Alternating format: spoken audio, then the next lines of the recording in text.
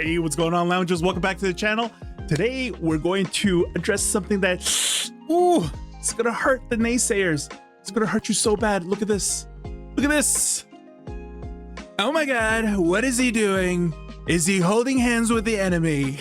So, basically, this is Trump shaking hands with Xi Jinping, and they have come to an agreement of a framework, okay? So I just want to say that I've been knowing about this, right? Long time ago. So you can see that I left this on my computer. So it says 2 hours ago. Tonight I'm recording this Monday night and I'm releasing this for Tuesday morning. So basically it says that the US Treasury Secretary has said, right, that basically they're coming to a final deal and the whole tariff crisis will be averted, they said, okay? They have reached a substantial framework between the two leaders and the tariffs will be averted. So everybody who's left me all those mean, nasty comments about how, Trump is going to blah, blah, blah, like what your business is, right? You guys are all people who don't speak from a lens of business literacy, okay? Here's how it all actually works. There's a symbiosis between the two countries, okay? China really, really needs soybeans, okay? If anything, it's almost comical to me because I'm actually not big on soybeans because I was raised here.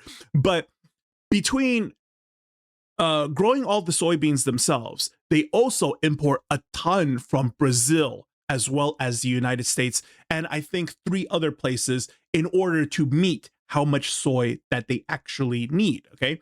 Now, I know there's a couple of like soy boy jokes in there. I know there is, okay? So I already beat you to it. Anyways, so the US needs what? It needs the minerals. So there you go. They need each other ultimately. So this whole like us versus them, that's just talk in order to keep people divided. Because if the people are divided, well, guess who's stronger? The people above us, So when you make these like, cheap China style, blah, blah, blah, like all this stuff, right? It only comes from a place of hate. It only comes from a place of racism, okay? That's just silly.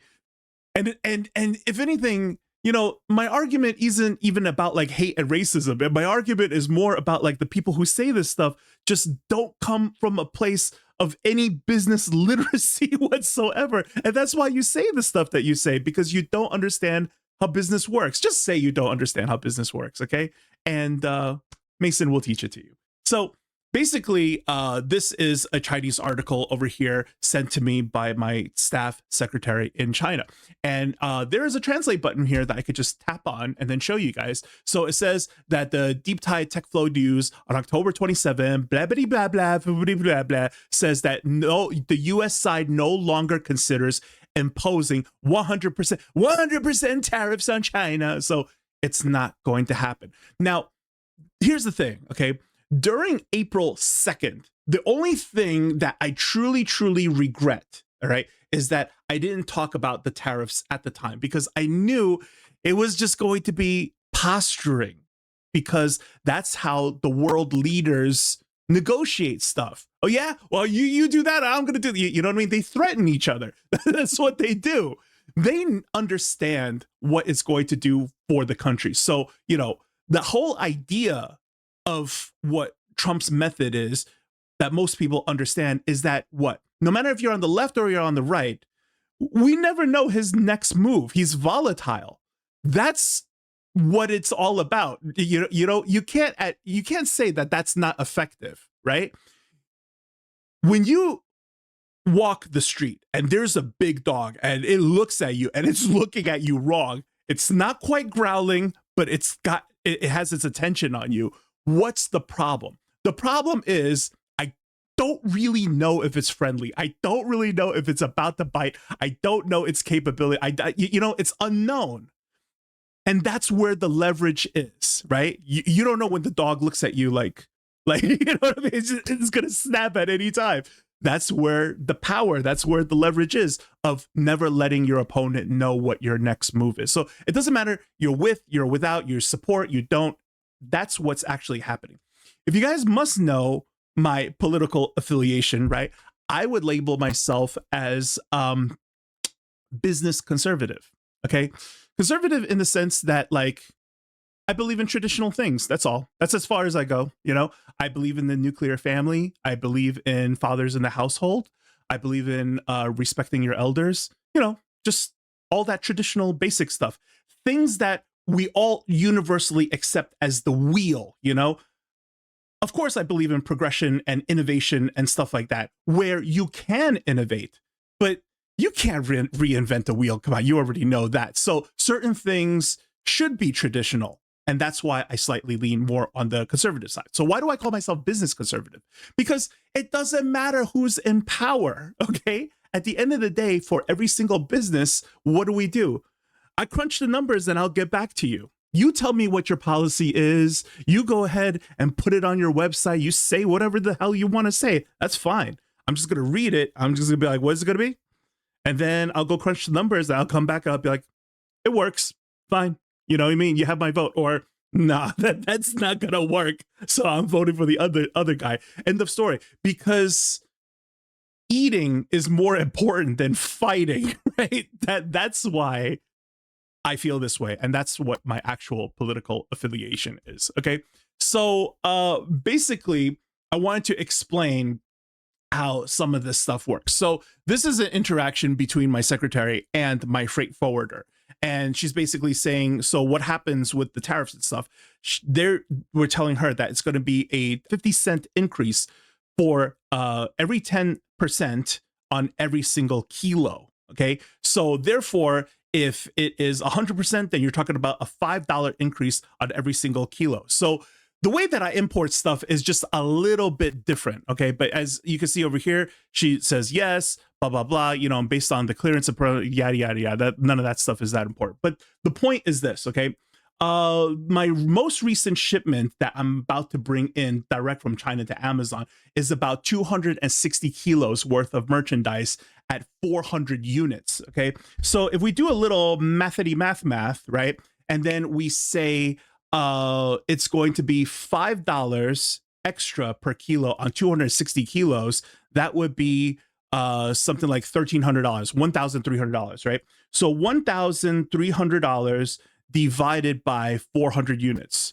That's like 325, I think. Am I right? 1300 divided by 400, right? 325. Okay. So what is that saying? It means that, like, if this tariff was actually imposed, my stuff, I would have to charge the customer back somewhere around $3.25 in order to still retain pretty much the same margins. Maybe a little bit more, because the higher that you charge something, the more cut the platform takes from you. Now, a lot of things could happen in this situation, right? So basically what happens is that I could just go ahead and absorb the costs and just think to myself, okay, look, Trump, whatever he does is most likely very temporary. So it's just this shipment. Fine. I'll absorb it for this quarter. It is what it is, right? If it happens consistently again and again, then we're going to have to charge this back to the customer. But I might just absorb it the first time. Or I might say, I'll just go halvesies with the customer and then I'll bump it up a little bit. But see, the thing is that, like, let's say my item, right? Whatever my item is, I bring it in for $5, I sell it for $30, something like that. It gets tariffed on top of my cost, not the retail price. So people freaking out, like, if something costs $100, now with 100% tariff, now it costs $200, you are out of your mind and you have no idea how business actually works. So what actually happens is that the tariff, normally, if you are a private importer, which I am not, okay, I have people, but if you just, all by yourself, just bringing it in and using, third-party companies and stuff, then what ends up happening is that the tariffs is just on top of whatever your invoice price is going to cost. So here we go. Let's say I have an item, right, that I inland for $4, okay? Meaning that I pay $4 for it to arrive to my warehouse in the States. So if the current tariff right now, right, is at like something around 25% for like custom duties, tariff, blah, blah, blah, all that stuff, right? I have to pay an extra 25%. But the thing is that, like, $4 is the inland price. What is the import price, right? The import price is only $3, and it just cost me an extra $1 to bring it inland for the shipping. You see what I'm saying? So 25% on $3 is going to be 75 cents, right? Okay, so now we're gonna raise the tariffs to 100%. And okay, so what happens now? Now you pay the $3, right? So we went from 75 cents to $3 for like a $2.25 difference. So what do we do now? Well, I guess I could just, tack on another $2.25. So if I'm selling my item at $25 on Amazon, we just went to $27.25 if I'm not trying to, absorb any of it, right? Again, it should be a little bit higher than that because Amazon would take a little more cut if you raise the price. So you probably need to be at like $27.50, $27.70 or something like that. Okay. Now, again, we could go halvesies, right? So I'll just go ahead and raise it like $1 or $1.25 to try to offset a little bit, or I could fully absorb it myself because clearly, me paying another $2.25 in tariffs. Look, I make more than $2.25 per sale, right? So maybe just this one quarter, all right, I'll take it on the chin. Whatever, it is what it is. But does it tank people's businesses? No, that's the thing. So when you hear this, like, oh, there's 100% tariff, and this is gonna, you don't know how business works. Okay, I read these comments and I just delete them and move on because you look silly. Okay, that's the actual truth. Now, if we're going to be talking more about like how much people make and stuff like that, when I did this particular video, right, I just want to share with you guys real quick for this one, right, and why we called it horror stories. Because this is what happens. People hear horror stories and then they gatekeep themselves after they hear this. Okay, so we're not talking about this person anymore. Okay, so we're gonna move on from that. I made this thumbnail just to be cheeky about it, and it's a tongue-in-cheek joke, and basically it's to get people to click on stuff. But I did remain within the theme of what horror stories is. They're throwaway stories that could be actively shared with everyone because it doesn't give away any critical information to tell people, oh, this happened to my business, and then this I did that, and then I got ahead of myself, and then like all this other nonsense. If you are a real business owner and you've been doing it as a veteran for a long time, most of the stories that I read is clearly just somebody who got way ahead of themselves before proving their item to concept, So like, if you throw the kitchen sink before you even figure out if anybody wants it, and all you did was ask your mom if it's nice, hey, do you like this thing? And she's the person who thinks you're cute like all your life, like of course, right? Because they're way more invested in your feelings than they are in your success. So they just don't want you to feel bad, and then you go off on a tangent and then stuff could happen. I want to give a special shout out here because I got this comment that I appreciate very, very much. Okay, so I'm going to blow this up for you guys. And it is from a guy named Barely Sociable. I've never seen him before, right? And this guy has 1.38 million subscribers. So, shout outs to Jake Day, man. Jake Day only respects people who have a lot of viewers and stuff. So this guy has 10 times more reviewers than you do. So let's hear what he has to say. Basically, he starts off and says, look, there wouldn't be an audience for crapping on resellers if the message didn't resonate, especially with the unrealistic glamorization and scammy mystery box wholesale side of eBay content. Who's been saying this the whole time? Your boy, that's who. As well as many of you, but you guys just don't have the platform in order to do so. And that's what I do. I just put out exactly how everybody else is actually feeling. So when it comes down to, I can't read the whole thing for you guys because it's super long, but I deeply appreciate all the things that he has to say. Long story short, nobody would be defensive if your critiques didn't have any merit. It should be welcomed and not thrown under the bus. Thank you very much, Barely Sociable. Okay, my hat's off to you. I appreciate that very, very much. So, here's the thing, right? All of these horror stories, I just want to put out another social stigma that's out there right now, okay? And it's basically this. A lot of people like to throw out like how much, AdSense that these creators make, that all of us creators make and stuff, right? And somewhere over here we go, Rad Relics, right? Rad Relics just makes a joke over here, and he says it's all about AdSense. That's why we all make content. And I reply over here, I'm like, nah, come on, like we make squat. So I'm just gonna show you guys how much we actually make in this video, okay? So here's my channel over here, and there is a plugin called vidIQ, right? The reason why you don't have vidIQ is because you're not a creator. And if you're a creator, you kind of want this this Chrome extension plugin, because basically, you know, it gives you some quick channel stats and stuff like that. Like right now, there's 81 people watching, like, you know, throughout all my stuff, which is pretty good for a guy who restarted his channel just a year ago. But the point is, it's like a boost meter. It's like an oil gauge. It's just information, you know? And only within, I think it was the past month or two, vidIQ started to show us like how much people are earning. Okay, so mine says $81 to $243. So if anybody thinks that I'm doing this all for the money, all for the Benjamins, you know what I mean, you are absolutely wrong. Okay, there is pizza money to be made in this. So let me show you my back end real quick, just to double confirm, right? So you can see over here that my latest estimated revenue, right, is only $442. Okay, that is an improvement through what my usual is. Okay, because it says right underneath $272.98 more than usual. Okay, that's not what my usual is. It says my typical over here is $110 to $170.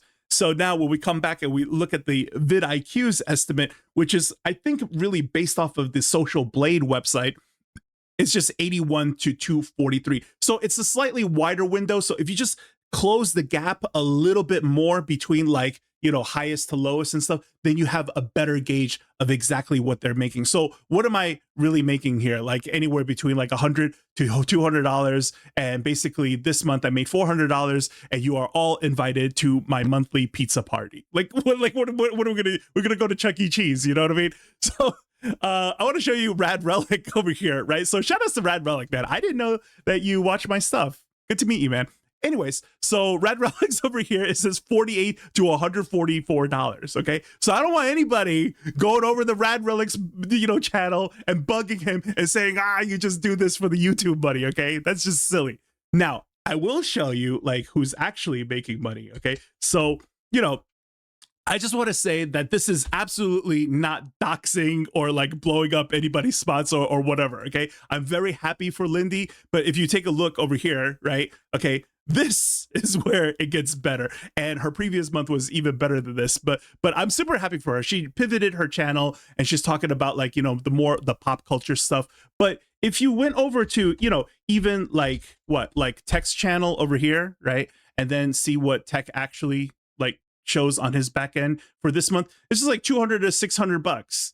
You know what I mean? So if there is any criticism about like people doing courses or selling mystery boxes or whatever, that is absolutely where the bulk of the money is coming from. It's not coming from this stuff. Okay, so if we do a little like what is it, like Carrie at home, and then we pull up Carrie over here, and then you take a look at her channel, $144 to $432. So she's making anywhere between like $200 to $300.